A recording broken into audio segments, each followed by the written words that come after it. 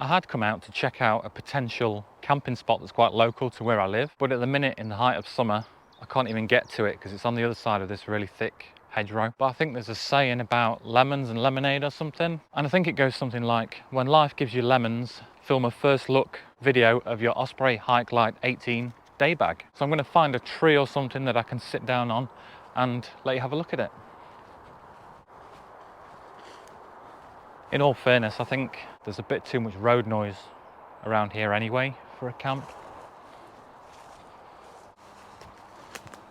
So yes, I've got yet another day bag. I don't know what to tell you really, I'm just a sucker for a bargain and a deal. I got this for £40 from Sport Pursuit. Now £40 sounds like a lot of money just for a little rucksack and a little day bag, but as new these are £80, so this was half price.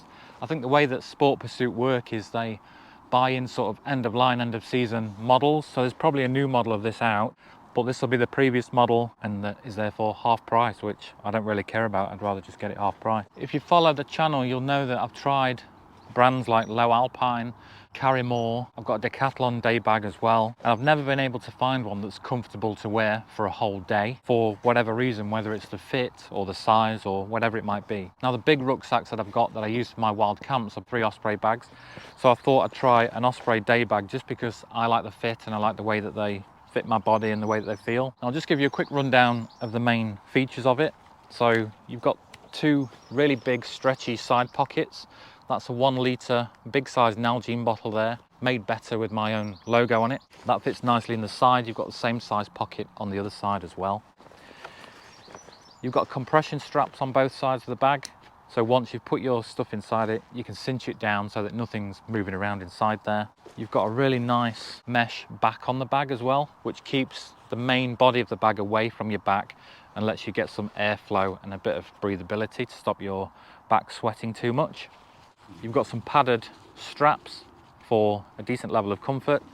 You've got load lifters as well on this bag, which is quite unusual, I think, for a bag of this size. It's only an 18 litre bag. It also comes with a waist belt that I've removed because I don't feel like you need a waist belt for a bag of this size and the weight that you're going to be carrying. If you find one comfortable and it helps you, then by all means, obviously leave it on. But the waist belt is just a cord, similar to the cord that's at the bottom of the shoulder pads there. It does come as well, and again, I think this is a rare feature on a bag of this size, a rain cover, just in a zipped compartment at the bottom there. I find these zip pockets useful for putting your water filter into as well, so you've got easy access to it. And then on the top of the bag, you've got a decent sized pocket there. So I've just got some spare batteries for my camera in there. Then you've got a decent size in there, as I said. You've got a key loop as well, which comes on pretty much all Osprey bags. And then there's a small pocket inside that once your keys are on that loop, you can slide them into that, stop them rattling around. You've got a carry handle on the top, as you would expect. And it's also got support for water bladders, so that's where your pipe comes out there from your water bladder. And in the main compartment, I've got my Frog Togs poncho in there that I've got to show you at some point. It's pretty much all one open compartment. You've got a pocket there to put your water bladder into, and then everything else is just one big open cavity really. You've also got on the outside these 2 loops at the bottom, which you could use to put your trekking poles into.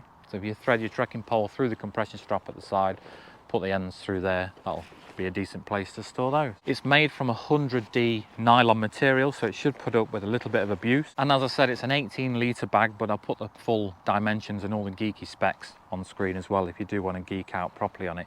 It weighs about 700 grams, so it's not a heavy bag at all.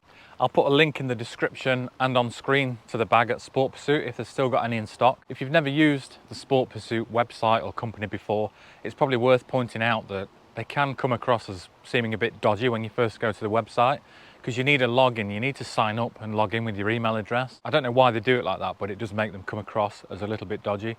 I've ordered not just this bag, but probably 4 or 5 different things from them in the past and never had a problem, and I don't get loads and loads of spam emails from them either.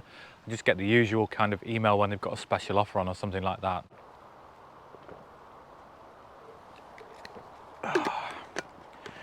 Here comes the rain again.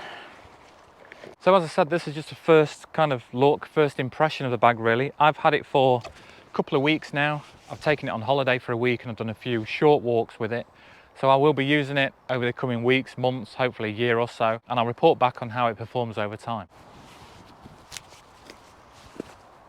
forgot to mention as well, you do get the usual sternum strap with the whistle on it like you do on most, if not all, Osprey bags. If I have missed anything, or if you've got any questions, just drop a comment on the video. And as I said, the only question now is how is this bag going to perform over time and over longer distances? So stick around if you want to find out, subscribe, and I'll see you next time. Dramatic walk-off shot. You still there? Yeah.